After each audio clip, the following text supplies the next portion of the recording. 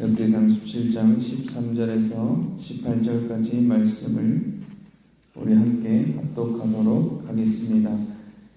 나는 그의 아버지가 되고 그는 나의 아들이 되리니 나의 인자를 그에게서 빼앗지 아니하기를 내가 내 전에 있던 자에게서 빼앗음과 같이 하지 아니할 것이며 내가 영원히 그를 내 집과 내 나라에 세우리니 그의 왕위가 영원히 경고하리라 하셨다 하라.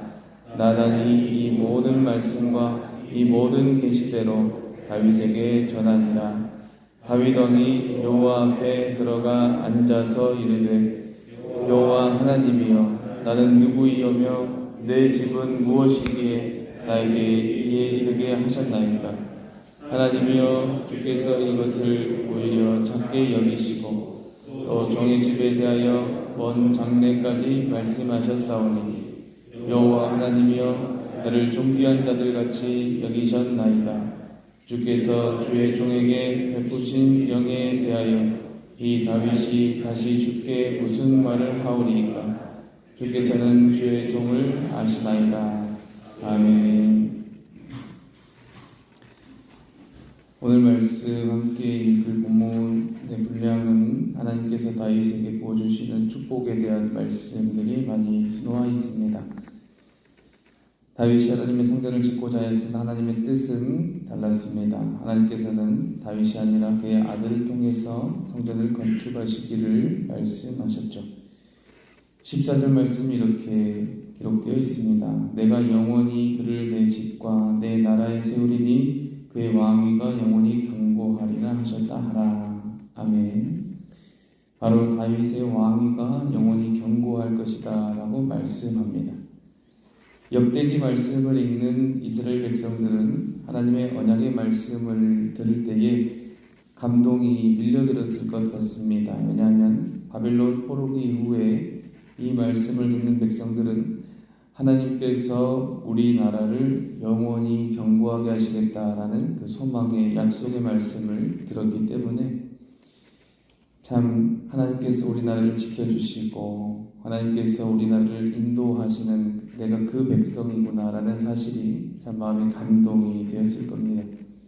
그래서 무기력하고 지쳐있는 이스라엘 백성들에게 더할라비암은 큰 소망이었고 큰 위로였고 힘이 되었을 겁니다. 사랑하는 성도 여러분, 하나님께서는 우리의 상황과 형편에 맞춰서 존재하시지 않습니다.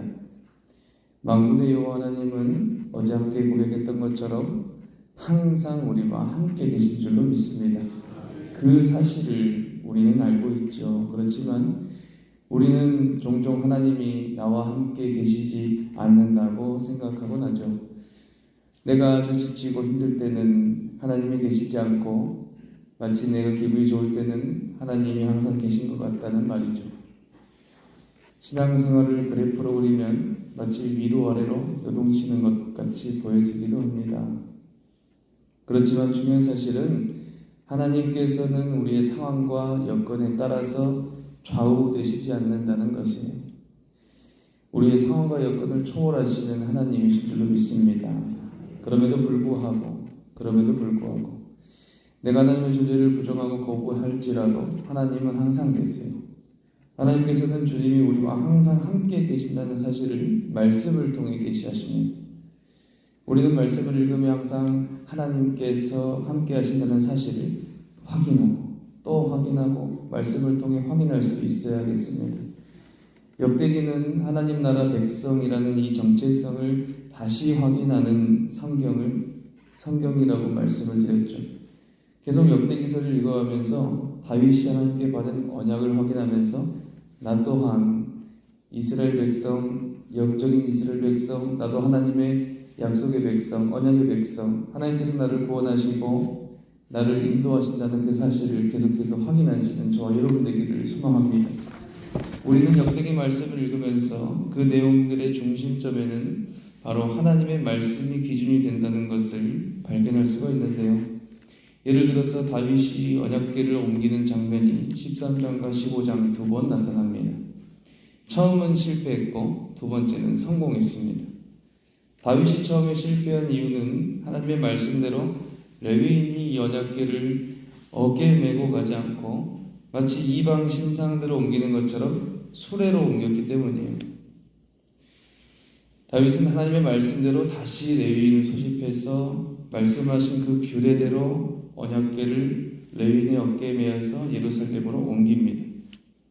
아주 짧게 얘기했지만 이처럼 이 역대기 말씀은 하나님의 말씀이 중심이 되는가 아니면 하나님의 말씀을 잊어버렸는가라는 것으로 두 개로 구분해서 말씀을 진행해야 나갑니다. 이 큰 틀을 가지고 성경을 읽어나가는 것이죠. 이렇게 성경을 읽어나가는 방법도 참 중요하고 이 과정도 중요한데 또 중요한 점은 말씀을 깊이 있게 묵상하는 것 또한 중요합니다. 따라서 오늘은 참 이 방대한 분량 몇 장이 되는 이 분량 중에서도 하나님께서 주시는 은혜가 가득하지만 그 중에서도 이 하나님의 말씀을 받는 다윗의 반응 속에 나타난 예배자의 모습에 대해 살펴보면서 함께 은혜를 받도록 하겠습니다. 하나님께서 나단 선지자를 통해서 말씀하신 이 계시를 다윗이 다 듣습니다. 다 듣고 나서 다윗이 어떻게 반응하느냐 하는 것을 보면 여러 가지가 있지만 그 중에 가장 처음 나타난 반응에 주목해 봤습니다. 처음 나타난 반응은 바로 하나님 앞에 들어가 앉아 있더라는 것입니다. 16절 말씀 전반부를 보면 이렇게 기록됩니다. 다윗 왕이 여호와 앞에 들어가 앉아서 이르되 이렇게 말씀합니다. 말씀을 읽으면서 이곳에서 멈추게 됩니다. 하나님 앞에 들어가 앉는다. 하나님 앞에 들어가 앉는다라는 것은 예배의 자리에 앉는다라는 것입니다. 기도의 자리에 앉아있다라는 것이죠. 말씀을 사모하는 그 자리에 앉아있다라는 것입니다. 십계명 제1계명은 말씀합니다. 너는 나 외에는 다른 신들을 내게 두지 말라 말씀하죠. 나 외에는 이라는 말씀을 번역하면 내 얼굴 앞에서라는 말인데요.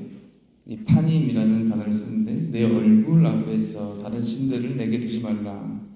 내 앞에서 나를 제외하고 다른 신들을 두지 말라라는 말씀입니다. 이 말을 라틴어로 번역하면 코람데오라고 합니다. 코람데오. 앉아있는 것이 참 중요한데요. 하나님을 섬기는 참된 예배자는 늘 하나님 앞으로 들어와서 앉아 있습니다. 하나님 말씀을 받으면 항상 평안하면 좋겠습니다만 내 머리로는 하나님을 나를 사랑하시는 것을 아는데 마음으로는 하나님 왜 나만 싫어합니까? 라고 고백할 때가 많이 있죠. 어려운 상황이 있을 때는 말씀이 되게 무겁습니다. 그럼에도 먼저 여호와 앞에 들어가 앉아 있으라 라고 말씀합니다. 예배의 자리, 말씀을 사모하는 자리, 그 기도의 자리에 앉아있는 저와 여러분 되기를 소망합니다. 누가복음 10장에 보면 마르다와 마리아 이야기가 나옵니다. 예수님이 마르다의 영접으로 집으로 이렇게 들어오시는데 그때 마리아가 예수님의 발 아래 앉아서 주님의 말씀을 들어요. 그런데 예수님을 영접한 마르다의 반응이 분주합니다. 마음이 분주해서 주님을 위해 이것도 준비하고 저것도 준비하고 해야 되는데 마리아는 주님 앞에서 가만히 앉아있는 것을 보고 예수님 내 지금 손이 부족하니까 이 마리아한테 빨리 와서 이제 좀 도와달라고 하세요 왔더니 주님이 말씀하시죠. 마르다야 마르다야 내가 많은 일에 다 마음을 쓰며 걱정하지만 몇 가지만 하든지 혹은 한 가지만이라도 족하다. 마리아는 이 좋은 편을 선택했으니 빼앗기지 않을 것이다 라고 예수님이 말씀하세요. 이 분주하다는 말을 원어로 보면 어떤 것에 마음이 끌어당겨지는 것을 말하는데 이것은 걱정, 근심, 염려하며 더 마음이 분주해지는 것입니다. 마르다는 주님을 영접하긴 했지만 주님을 앞에 두고 마음의 걱정이 가득한 사람이었고 마리아는 다른 거 다 필요 없이 일단 주님의 앞에 앉아있는 사람이었어요. 그 사람에게는 걱정과 근심이 없었습니다. 주님은 이 마리아의 행동이 더 좋은 것이라 라고 칭찬합니다. 그것은 주님을 바라보고 있고 주님 앞에 앉아서 주님의 말씀을 듣는 것이었습니다. 여러 가지 상황이 있었겠죠. 그렇지만 가장 중요한 것은 일단 주님 앞에 앉아 있는 겁니다. 오늘 본문의 다윗의 모습은 마치 마리아의 모습과 비슷합니다. 하나님 앞에 들어가 앉아 있는 다윗, 예수님의 발 아래 앉아 있는 마리아, 둘 다 주님 앞에 앉아 있습니다. 주님 앞에 앉는다는 말은 단순하게 우리가 양반다리를 하고 앉아 있는 이 문자적인 해석이 아니라 앉아 있다라는 것은 머무른다라는 말인데요. 하나님께 기도하기 위해서 그 앞에 나왔던 다윗처럼 오랫동안 그 자리에 머무르는 것입니다. 예수님의 말씀을 들었던 마리아처럼 그 발 아래에 머무르는 것입니다. 사랑하는 성도 여러분, 이 사탄은 사람의 마음에 염려와 걱정, 불안을 심어 넣어주는데요. 미리 일어나지 않은 일들도 크게 부풀려서 그럴 것 같다라고 생각을 넣어줍니다. 그래서 예배 시간이 1시간이잖아요. 1시간인데 계속 시계를 보게 합니다. 1분 1초도 빨리 끝내야 돼. 빨리 끝나지 않으면 큰일이 날 것 같은 생각을 합니다. 그래서 축도가 마치면 갑자기 자리에 경건하게 다들 앉아 계시다가 벌떡 일어나셔서 성급히 나가시죠. 마치 큰일이 일어날 것처럼 말입니다. 그런데 사실 정작 그렇게 큰일이 일어나진 않아요. 우리 마음은 도대체 어디에 앉아 있을까요? 오늘 우리가 함께 기도할 때 이렇게 기도하면 좋겠습니다. 하나님, 내 분주한 마음이 하나님께로 향해서 앉아있게 하여 주시옵소서. 주님이 나를 위해서 내 곁에 앉아주시고 위로해 주시고 평안 주시고 십자가에 달려 돌아가시기까지 이 땅에 주님이 자정하시고 앉아 계셨던 것처럼 그 은혜와 사랑을 더욱더 알 수 있도록 내가 주 앞에 늘 머무르게 하여 주시옵소서라고 기도하면 좋겠습니다. 하나님, 내가 하나님 앞에 앉아있는 시간이 많도록 해주세요.